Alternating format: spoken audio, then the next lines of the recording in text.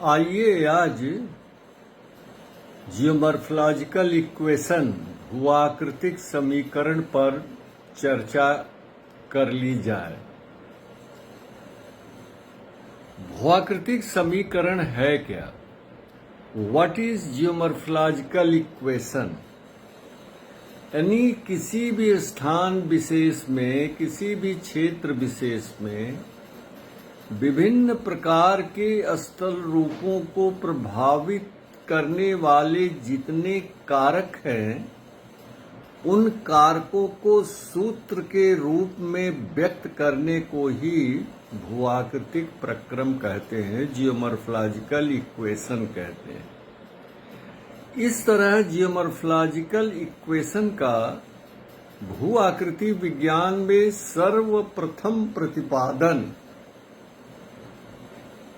प्रसिद्ध जियोमॉर्फोलॉजिस्ट के.जे. ग्रेगरी ने 1977 में किया था, और जिसमें उन्होंने बताया कि landscape is a function of process material over time,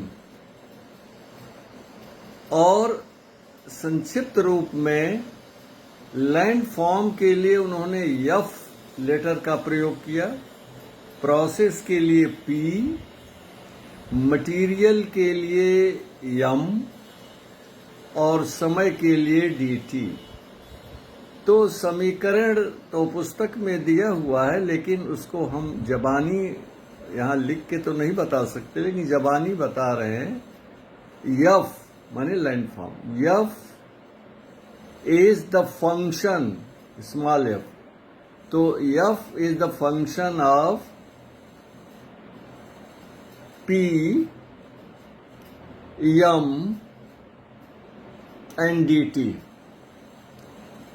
अब देखिए, अगर इस समीकरण के परिवेश में देखा जाए तो विलियम मॉरिस डेविस महोदय ने भी स्थल रूपों को प्रभावित करने वाले 3 कारकों का उल्लेख अपने जियोग्राफिकल साइकिल नामक लेख में किया था,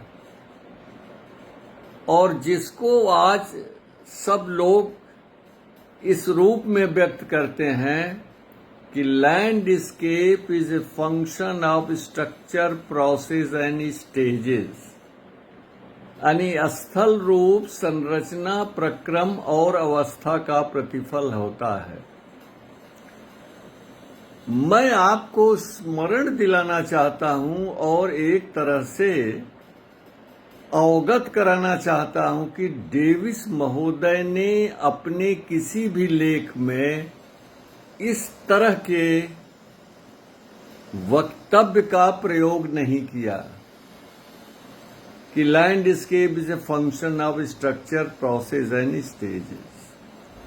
डेविस महोदय के अनुसार 3 प्रमुख कारक, स्ट्रक्चर, संरचना, प्रक्रम, प्रोसेस माने अनाच्छादन के प्रक्रम, जैसे नदी है, पवन है, हिमनद है, सागरी तरंग इत्यादि, और टाइम शब्द का प्रयोग किया उन्होंने, स्टेज का नहीं प्रयोग किया। टाइम, समय, और जो उन्होंने अपना जियोग्राफिकल साइकिल का मॉडल प्रस्तुत किया, उसमें उन्होंने समय को 3 अवस्थाओं में विभाजित किया।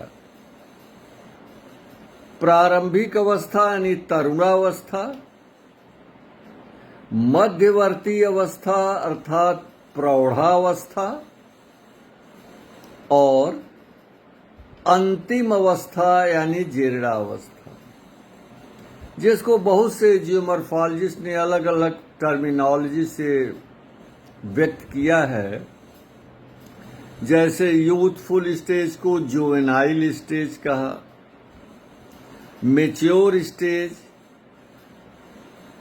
और ओल्ड स्टेज को पेनल्टीमेट स्टेज, टर्मिनल स्टेज इत्यादि इत्यादि। लेकिन अपने वक्तव्य में डेविस ने अवस्था, मतलब ये नहीं उन्होंने कहीं भी व्यक्त किया कि landscape is a function of structure, process and stages, जैसा लोग कहते हैं। वास्तव में उलरिच एंड मॉर्गन महोदय ने इस तरह का एक सूत्र व्यक्त किया था, सूत्र की लैंड डेविस के अनुसार लैंडस्केप से function of structure, process and time.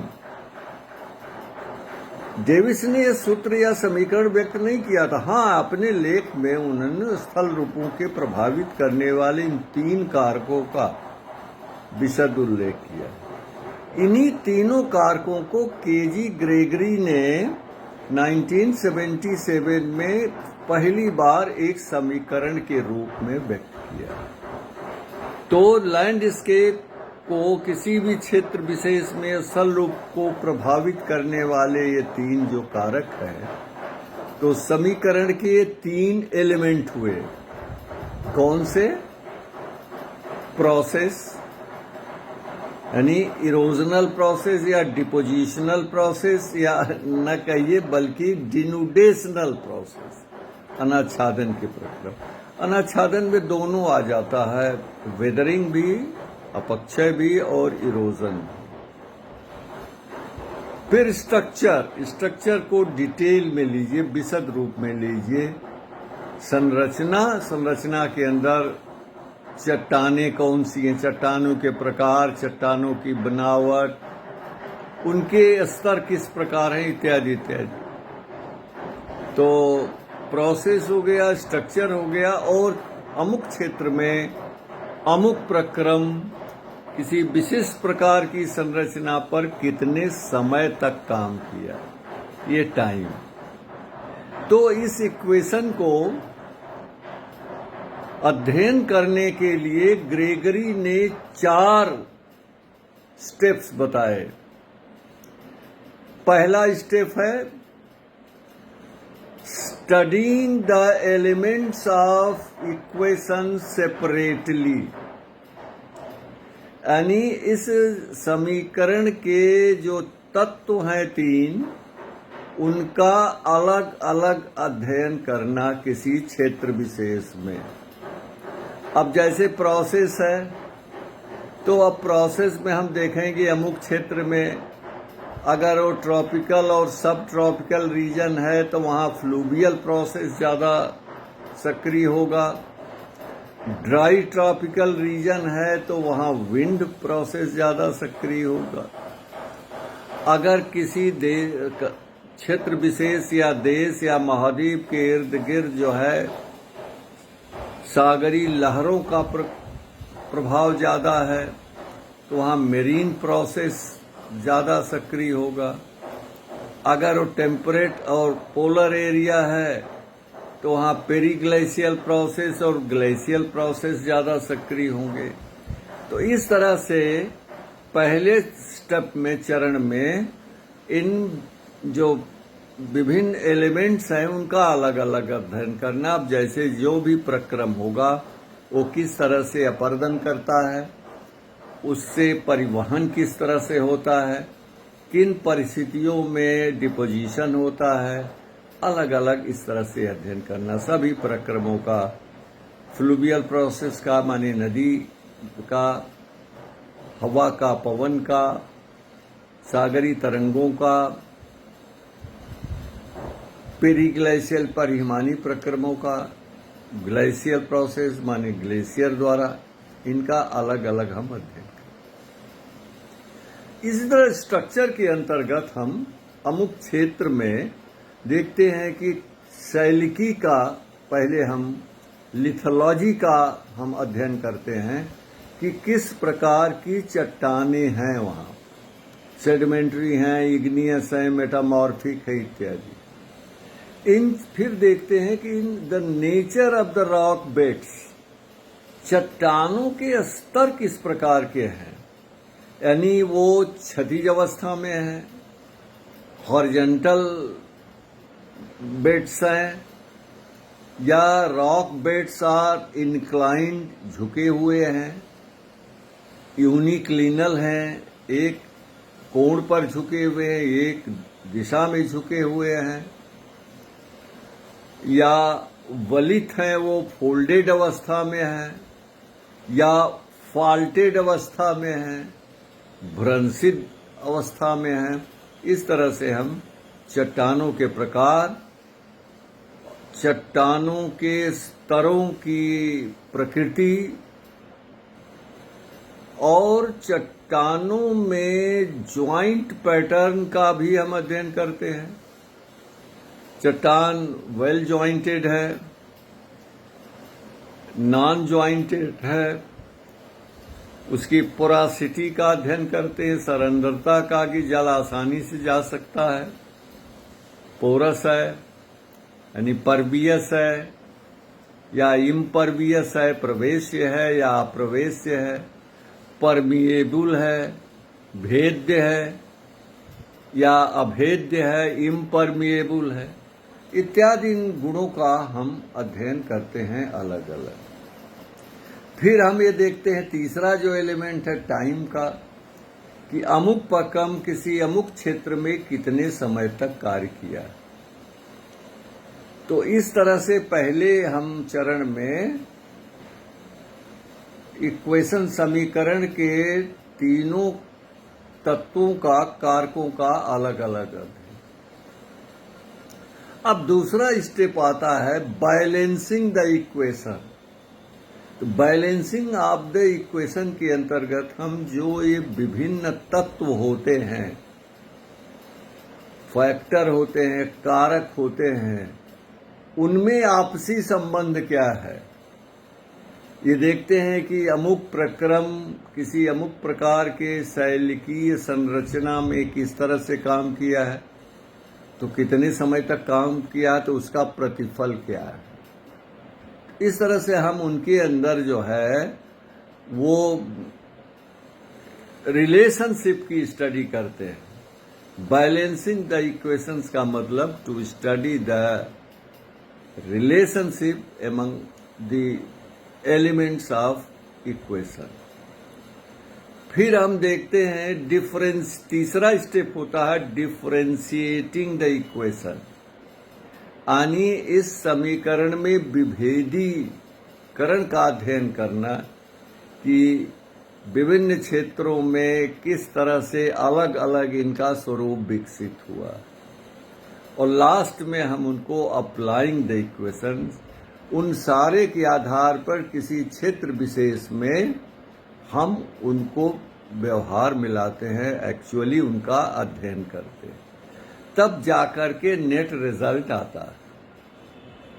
अब देखिए, ये जो चाहे डेविस महोदय के समय से लेके ग्रेगरी महोदय के समय से लेके ये तीन तत्व को प्रभावी माना गया किसी क्षेत्र विशेष में स्थल रूपों को प्रभावित करने वाले कारकों के रूप में।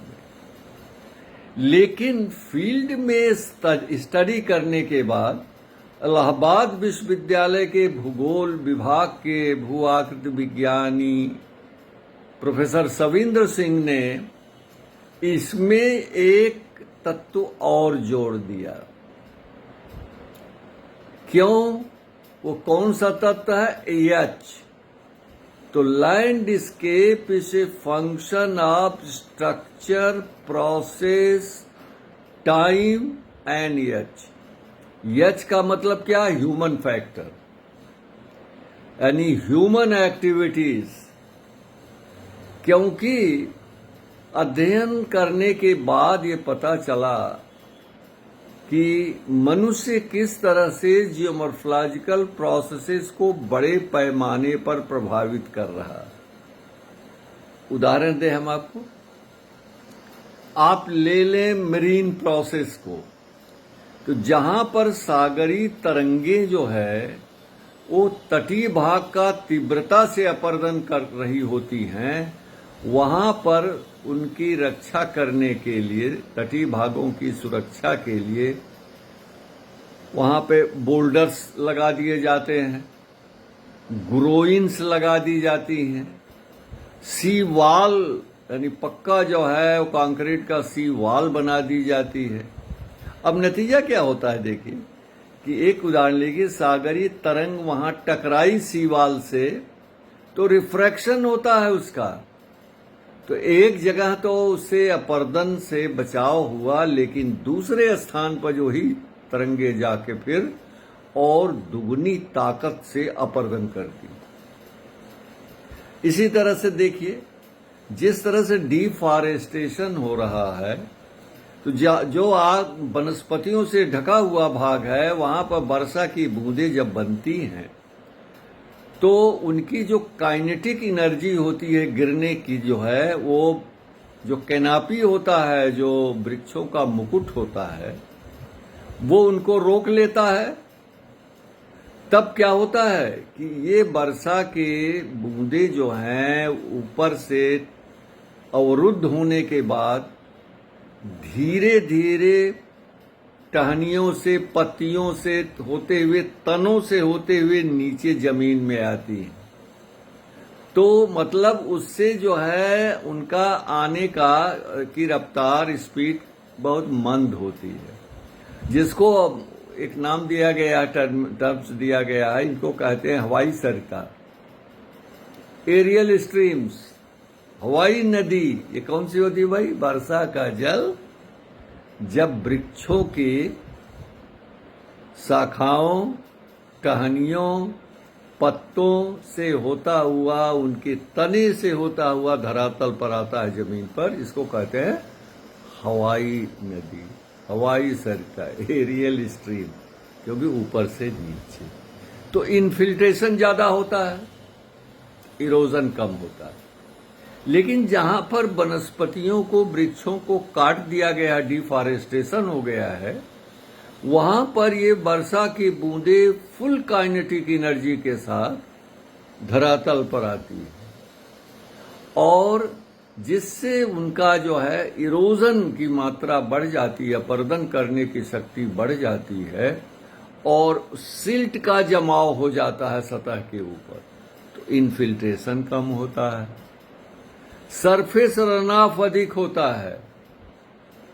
तो इसे किस तरह का अपरदन अधिक होने लगता है? शीट वॉश, चादरी धुरलबार। ऐसे तमाम उदाहरण दिए जा सकते हैं। जैसे आप यहाँ का ले लीजिए उदाहरण परिहिमानी क्षेत्रों का, साइबेरिया का, अलास्का का, कनाडा का, जहां पर वनस्पतियों के कटने के बाद धरातल जब खुल गया तो वहां नीचे उसका भाग धीरे धीरे मेल्ट कर रहा है। जो फ्रोजन पार्ट है सतह के नीचे, परमाफ्रॉस्ट, परमानेंटली फ्रोजन ग्राउंड, वो पिघल रहा है, जिससे वहां पर जो दबी हुई मीथेन गैस है वो तोड़ करके ऊपर आ रही है, और तमाम तरह के जो है वहां पर नए नए स्थलाकृतियां बन गई हैं। अगर आपने परिहिमानी स्थलाकृति और प्रक्रम को पढ़ा होगा या पढ़ेंगे तो कार्स्ट स्थलाकृति का तो नाम सुना है आपने, कि जिन क्षेत्रों में चूना पत्थर, लाइमस्टोन सैल पाई जाती है, वहां धरातली और भूमिगत जल के द्वारा विभिन्न विशिष्ट प्रकार की स्थलाकृति बन जाती है, कंदराएं बन जाती हैं, सिंक होल्स बन जाते हैं, डोलाइन बन जाते हैं, पोलियो बन जाते हैं, स्टैलेक्टाइट, स्टैलेग्माइट, कंदराएं बन जाती हैं, केप्स, जिनको हम कहते हैं कार्स्ट टोपोग्राफी, युगोस्लाविया के कार्स्ट प्रदेश के आधार पर। तो वो तो कार्स्ट हो गया। अब आपने क्या नाम सुना? थर्मोकार्स्ट। तो टेम्परेचर फैक्टर जुट गया इसमें, थर्मल, थर्मोकार्स्ट, ये परिहिमानी क्षेत्रों में, साइबेरिया में, अलास्का में, कनाडा में।